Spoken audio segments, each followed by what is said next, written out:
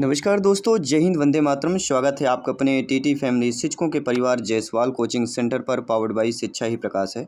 आज की क्लास में साथियों हम हिंदी की क्लास के हिंदी प्रैक्टिस सेट करने वाले हैं। हिंदी के क्लास नंबर 3 रहने वाली है बाय जायसवाल कोचिंग सेंटर।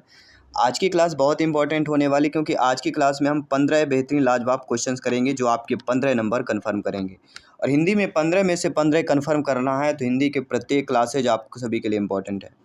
प्रत्येक क्लासेज आपको 11:30 AM पे मिलेगी। 4 PM में आपकी साइंस की क्लास मिलेगी और इवनिंग में आपकी सोशल साइंस और अदर क्लासेज होने वाली। तो चलिए शुरुआत करते हैं। कि आप सभी लोग तैयार हैं? सभी शिक्षक बंधु का सभी का वेलकम, अभिनंदन है। जायसवाल सर आप सभी का स्वागत और अभिनंदन करते हैं। सभी को ध्यानपूर्वक कमेंट करना, फीडबैक करना। तो आप सभी लोग जानते हैं हिंदी भाषा का कौन सा रूप मानक हिंदी के रूप में स्वीकार किया गया है? क्या वह पूर्वी हिंदी है, पहाड़ी हिंदी है, खड़ी बोली है या पश्चिमी हिंदी है? सभी लोगों को कमेंट करके फीडबैक करके बताना है इसका राइट आंसर क्या होने वाला है। मेरे प्यारे प्यारे भाइयों के प्यारी प्यारी बहनें गृहिणी जिनका सपना है अध्यापक अध्यापिका बनना, सभी को कमेंट करना है। चलिए आइए इसका राइट आंसर जान लेते हैं। अगर आपको पता है वीडियो पॉज कीजिए और सही आंसर हमें कमेंट बॉक्स में ज़रूर बताइएगा। तो हिंदी भाषा की कौन सा रूप जो है आपका मानक रूप में स्वीकार किया गया है? तो सभी लोग जानते हुए कोई और नहीं, खड़ी बोली है। मानक हिंदी के रूप में खड़ी बोली को स्वीकार किया गया है।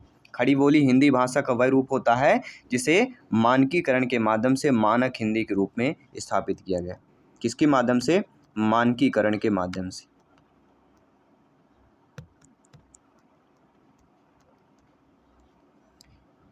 सभी लोग समझ गए? अगर आपकी पूर्वी हिंदी अगर पूछ लिया जाए तो अब क्या करेंगे? पूर्वी हिंदी जो होती है यह एक ऐसी उपभाषा है, पूर्वी हिंदी की एक उपभाषा कहलाती है। अगर पूछा जाए कि पूर्वी हिंदी क्या है, तो ये हिंदी की एक उपभाषा है। कौन सी? पूर्वी। ये हिंदी की उपभाषा कहला जाएगी, ठीक है।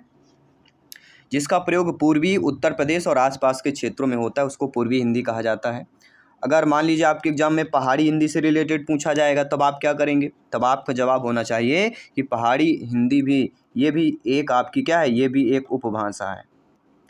पहाड़ी हिंदी क्या है? पहाड़ी हिंदी भी आप सभी के लिए उपभाषा है, जिसका प्रयोग पहाड़ी क्षेत्रों में होता है। और अगला बनता है पश्चिमी हिंदी।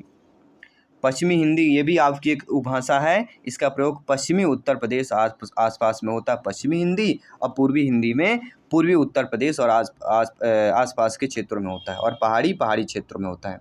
और खड़ी बोली क्या है? ये हिंदी भाषा का रूप है। तो सभी चीज़ें क्लियर हो गई, आई होप। आइए बढ़ते हैं अगले प्रश्न की तरफ। चलिए, बहुत बहुत धन्यवाद सभी का। बढ़ते हैं सेकंड क्वेश्चन की तरफ। हर एक क्वेश्चन साथियों यहाँ पे इंपॉर्टेंट है, क्योंकि यहाँ पे सिलेक्शन सरोपर, ये आप सभी लोग जानते हैं। सिलेक्शन पाना है तो हर एक क्वेश्चन को आपको कमेंट भी करना पड़ेगा। ऐसा नहीं कि आप लोग कमेंट नहीं करेंगे, कमेंट करना पड़ेगा। हर एक क्वेश्चन को समझना है, जानना है। तो चलिए दूसरे क्वेश्चन का आंसर जान लेते हैं कि व्याकरण और वर्तनी के दर्शय से शुद्ध भाषा कहलाती है। मानक भाषा, साहित्यिक भाषा या व्याकरणिक भाषा या प्रांजल भाषा की बात कर रहे हैं? मेरे शिक्षक बंधु सभी कमेंट कीजिएगा। व्याकरण और वर्तनी के दर्शय के से शुद्ध भाषा कौन सी कहलाती है? तो व्याकरण वर्तनी के दृश्य मतलब यहाँ पे एक दृष्टि होना चाहिए। क्या होना चाहिए यहाँ पे? दृष्टि। तो मिसप्रिंट हुआ है, और ऐसे ही मिसप्रिंट एग्जाम में होते हैं, तो कुछ खुद से समझना पड़ता है। तो व्याकरण और वर्तनी की दृष्टि से शुद्ध भाषा जो होती है वह मानक भाषा कहलाती है। तो शुद्ध भाषा क्या हो जाएगी यहाँ पे? मानक भाषा हो जाएगी। मानक भाषा का वह रूप होता है जो व्याकरण और वर्तनी के जैसे सही माना जाता है। प्रश्न आ गया कि व्याकरण और वर्तनी के जैसे कौन सा शुद्ध रूप में होता है? तो मानक भाषा होती है। इसमें शिक्षा, साहित्य, आधिकारिक कार्यों में इसका प्रयोग किया जाता है। तो मानक भाषा का कहाँ कहाँ प्रयोग होता है? आपके शिक्षा में होता है, साहित्य में होता है, और आपके आधिकारिक जो कार्य होते हैं वहाँ पे होता है। दूसरा आपका है साहित्यिक भाषा। साहित्यिक भाषा का वह रूप होता है जो साहित्य रचना में प्रयोग होता है। किसमें होता है? साहित्य में होता है। और व्याकरणिक या व्याकरणिक भाषा होती है। व्याकरणिक भाषा वह होता है जो व्याकरण के नियमों के अनुसार होती है, और सभी मानक भाषाएं व्याकरणिक होती हैं। जितने भी मानक भाषाएं होती हैं वह व्याकरणिक होंगी, ये ध्यान रखिएगा।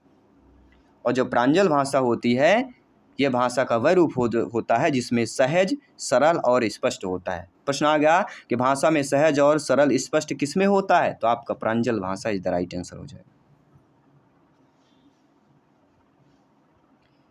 ठीक है, सभी लोग समझ गए। बढ़ते हैं अगले प्रश्न की तरफ। क्या आप सभी लोग तैयार हैं? जी हाँ, क्विक तैयारी करना है तो अपने टीटी फैमिली से जुड़ जाइएगा। टॉपर नोट्स बन रही। टॉपर नोट्स प्राप्त करने के लिए व्हाट्सएप मैसेज करना है 9630689598। इसमें आपके टॉपर नोट्स का डिटेल मिलेगा। व्हाट्सएप कीजिएगा, 1 हफ्ते के अंदर सारे टॉपर नोट्स आपके तैयार होने वाले हैं। अगला, किस देश में हिंदी भाषा का प्रयोग बोलने व लिखने में किया जाता है? ऐसा देश का नाम बताइए जिसमें हिंदी भाषा का प्रयोग बोलने और लिखने दोनों में किया जाता हो। ऑस्ट्रेलिया, दक्षिण यूरोप, पाकिस्तान या मॉरिशस।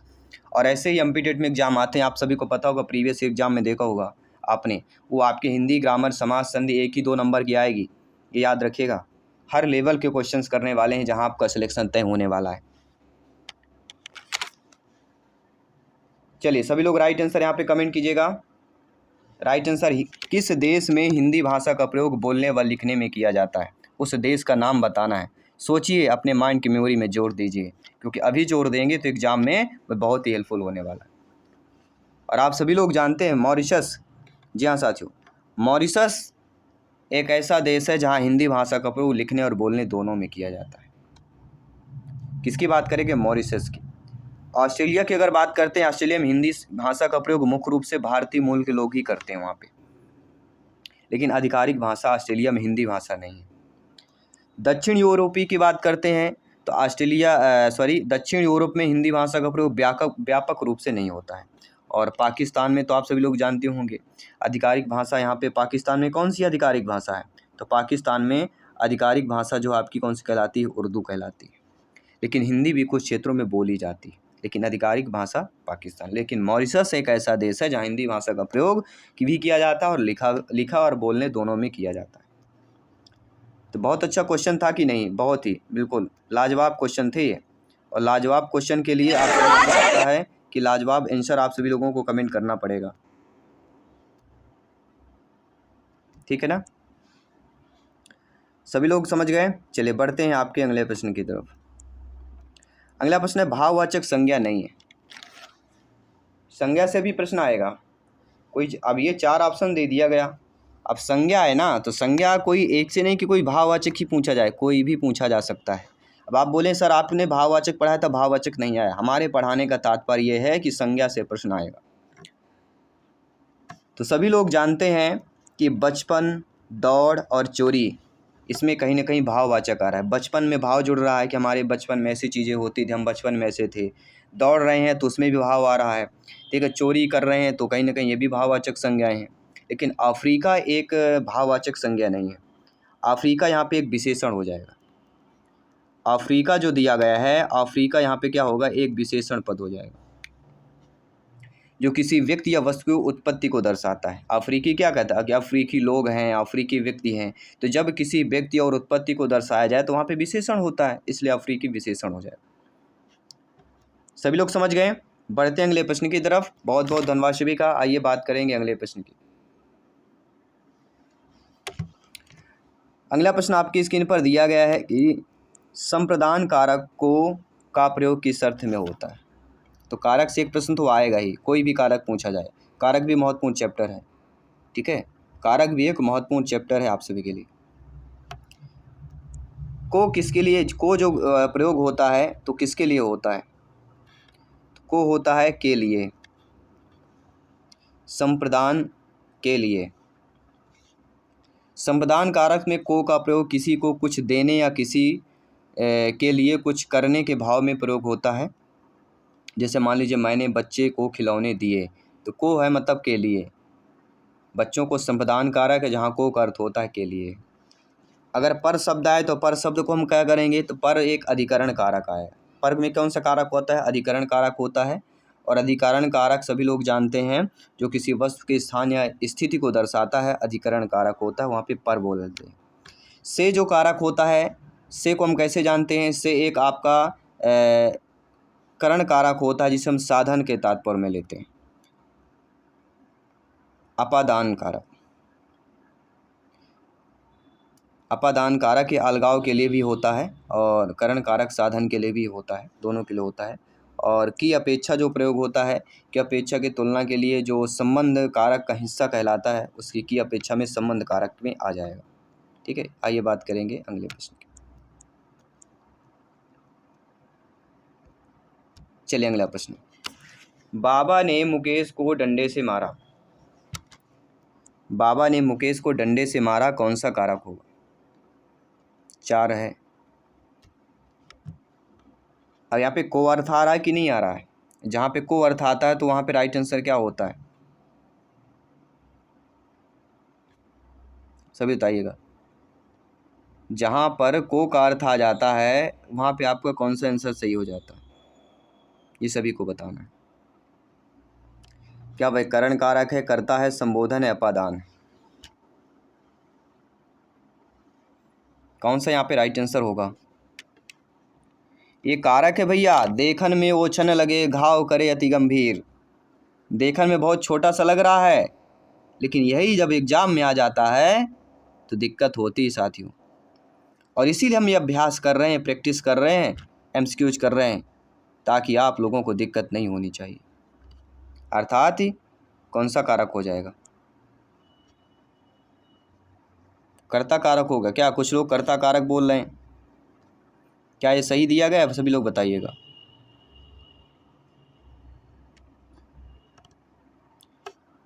पहली बात तो आज आपको सभी कारक को पढ़ना अच्छे तरीके से। कुछ लोग बोलेंगे सर को ही नहीं पता है। बिल्कुल हाँ भैया, हमें भी नहीं पता है। को का अर्थ के लिए होता है। को का अर्थ के लिए होता है, संप्रदान कारक होता है वहाँ के लिए। लेकिन अब आप बोलेंगे सर संप्रदान कारक तो दिया ही नहीं है, तब आपका जवाब क्या होना चाहिए? कौन सा कारक आप चुनेंगे?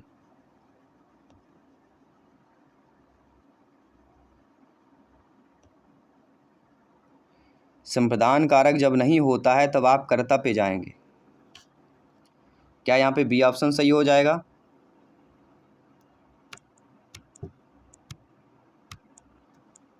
कर्ता इज द राइट आंसर।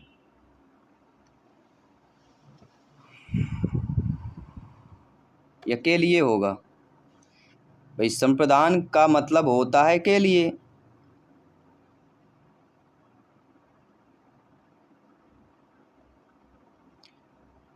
तो को का अर्थ यहाँ पे क्या हो रहा है? को का अर्थ कर्ता के रूप में हो रहा है।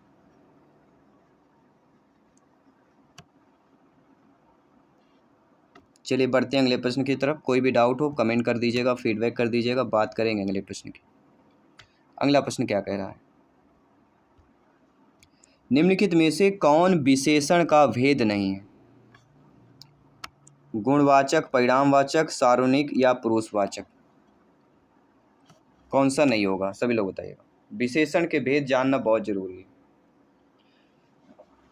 ये चयन परीक्षा होने वाली है, ध्यान रखिएगा। चयन परीक्षा में इतने टफ क्वेश्चन आएंगे, हवा नहीं लगने वाली है। इसलिए अभी कह रहे हैं, अभी से पढ़ लीजिए।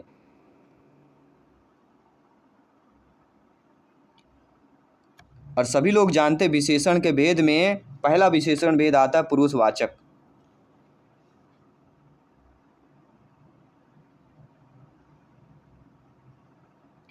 विशेषण का भेद पुरुषवाचक नहीं होता है, यही हम बताना चाह रहे हैं। पुरुषवाचक विशेषण का भेद नहीं होता है। तो क्या होता है पुरुषवाचक? पुरुषवाचक आपका एक सर्वनाम का प्रकार होता है। पुरुषवाचक किसका होता है? सर्वनाम का होता है, ना कि विशेषण का। इसलिए कार्य क्वेश्चन पुरुषवाचक सही हो जाएगा। यानी विशेषण का भेद नहीं है तो विशेषण का भेद पुरुषवाचक नहीं है। बाकी आपके गुणवाचक, परिणाम और सार्वनिक ये तीनों हो जाते हैं। गुणवाचक में विशेषण का एक भेद है जो संज्ञा, गुण, दोष, रंग, आकार का वर्णन करता है। गुणवाचक में क्या क्या किया जाता है? गुण, दोष, रंग, आकार का किया जाता है। परिणाम अगर पूछा जाता है तो परिणाम में विशेषण का एक भेद जिसमें संज्ञा की मात्रा या परिणाम बताई जाती है। और जो सार्वनामिक होता है यह सर्वनाम से बनता है और संज्ञा की विशेषता बताता है। तो जो विशेषता बताते हैं उनको विशेषण कहते हैं और पुरुषवाचक एक सर्वनाम है, याद रखिए। अगला प्रश्न है, परमोषध का संधि रूप क्या होगा?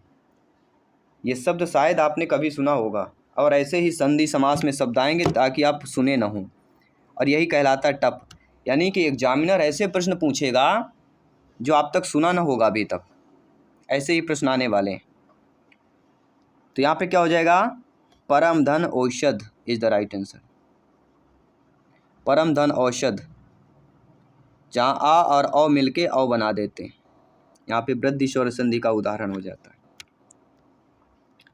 बढ़ते अगले प्रश्न की तरफ। पर्यावरण में कौन सी संधि होगी? सभी लोग बताइएगा। पर्यावरण में संधि है तो पर्यावरण में कौन सी संधि होगी? परिधन आवरण होगा ना, परिधन आवरण, जहाँ ई और आ मिलके या में परिवर्तित हो जाते। रा में ई और ई के बाद कोई भी भिन्न स्वर ना आए तो ई और ई के या में परिवर्तित हो जाता है, उसको हम यण स्वर यण संधि कहते हैं।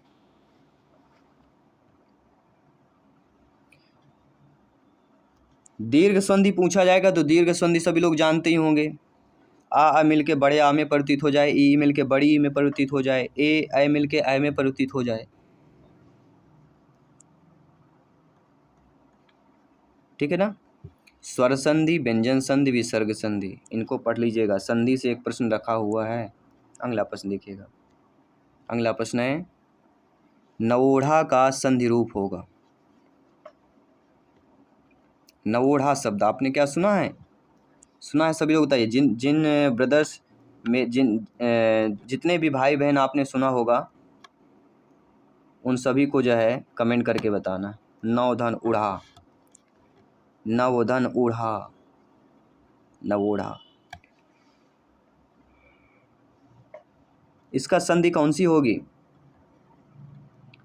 क्या गुण स्वर संधि हो जाएगी? सभी लोग बताइए, इसमें कौन सी संधि होनी चाहिए? आ ओ मिलके ओ में परिवर्तित हो जाए, गुण स्वर संधि है कि नहीं है? गुण स्वर संधि क्या कहती है? आ और उ मिलके किस में परिवर्तित हो जाए? ओ में परिवर्तित हो जाए, ये गुण स्वर संधि है, याद रखिएगा। आइए बात करेंगे अगले प्रश्न की। सत्यार्थी का संधि रूप क्या होगा? जी हाँ, सत्यार्थी का संधि रूप सत्यधन अर्थी, सत्यधन अर्थी होगा कि नहीं होगा? सत्यार्थी मतलब होता है सत्यधन अर्थी। और ये किसका होगा? किसका एग्जाम्पल होगा? आ मिलके बड़े या में परिवर्तित हो रहा है ना, बड़ा आ में परिवर्तित हो रहा है तो दीर्घ स्वर संधि होना चाहिए कि नहीं होना चाहिए?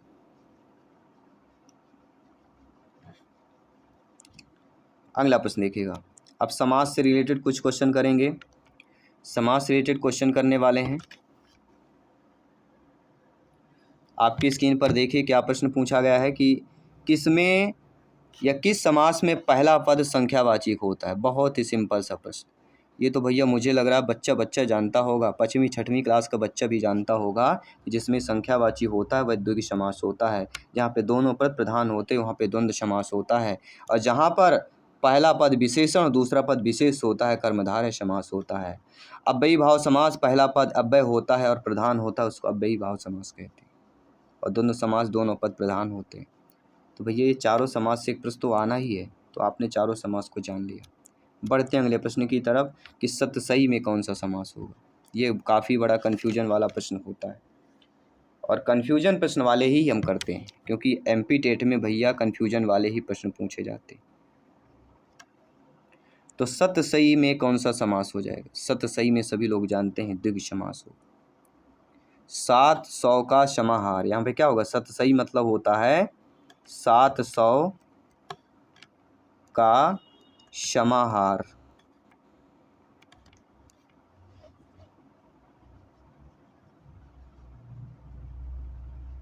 और द्विगु समास में पहला पद संख्यावाचक होता है सत्य,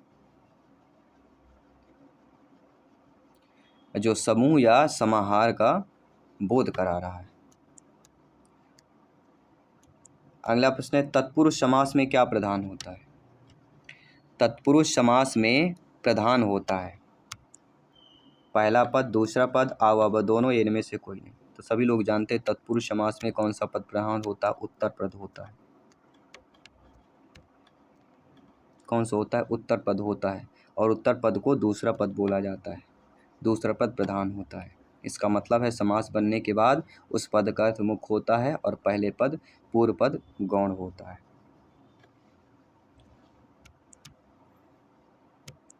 अगला प्रश्न है, वक्रतुंड में कौन सा समास होता है? कभी भी आप देखे होंगे वक्रतुंड महाकाय, सूर्यकोटि समप्रभा, आपने सुना होगा। वहीं से ये प्रश्न उठा लिया गया है कि वक्रतुंड में बताइए कौन सा समास होगा। अगर आपको पता है तो आप लोग बेफिक्र बता सकते हैं, कमेंट कर सकते हैं। तो वक्रतुंड में कौन सा समास होगा? वक्रतुंड का अर्थ होता है टेढ़ी सूंड वाला, अर्थात गणेश जी की बात कर रहे हैं। गणेश जी का एक नाम है वक्रतुंड। यहाँ पे क्या हो जाएगा? बहुब्रीहि समास। बहुब्रीहि समास वह समास होता है जिसमें दोनों पद मिलकर किसी तीसरे पद की ओर संकेत करते हैं या तीसरे पद का नाम देते हैं। क्योंकि वक्र और तुंड दोनों मिलकर गणेश का नाम दे रहे हैं, एक तीसरा पद दे रहे हैं, इसलिए बहुब्रीहि समास हो जाएगा। और एग्जाम में कर्मधारय समास पूछा जाता है तो एक पद विशेषण, दूसरा पद विशेष होता है कर्मधारय में। द्वंद्व में दोनों पद जो है प्रधान होते हैं, तो ये सभी लोग जानते हैं। चलिए क्वेश्चन मॉक क्वेश्चन के रूप में दे रहे हैं आप सभी के लिए। मॉक क्वेश्चन है कि ध्यान मगन में कौन सा समास होगा? बहुब्रीहि होगा, कर्मधारय होगा, तत्पुरुष होगा, इनमें से कोई नहीं। ध्यान मगन में कौन सा समास होगा, ये सभी को कमेंट करना है। और अगली क्लास में ये क्वेश्चन करेंगे, इसका आंसर भी करेंगे, आपको भी कमेंट करके बताना है। तो ये क्लास कैसी लगी सभी को कमेंट कीजिए। डिटेल के साथ जानेंगे, हर एक ऑप्शन को बिल्कुल तोड़ मतोड़ के जानेंगे, क्योंकि एमपी में भैया कहीं से पूछा जाए, एग्जामिनर कहीं से पूछा जाए, 15 में 15 आपका नंबर हिंदी में आना ही चाहिए। बाकी सभी सब्जेक्ट के प्रैक्टिस क्लासेस चल रही, ज्वाइन कीजिए, प्रिपरेशन को मजबूत कीजिए और तैयारी इस तरह प्रकाश से जोरदार कीजिए ताकि आपकी एक सरकारी सीट पक्की हो जाए, माता पिता का सपना साकार हो जाए, आपका जो टारगेट आपका अचीवमेंट हो जाए। इसी तरह लगे रहिए। धन्यवाद सभी का। जय हिंद। मैं मिलता हूँ आपकी अगली क्लास पे। जय हिंद साथियों।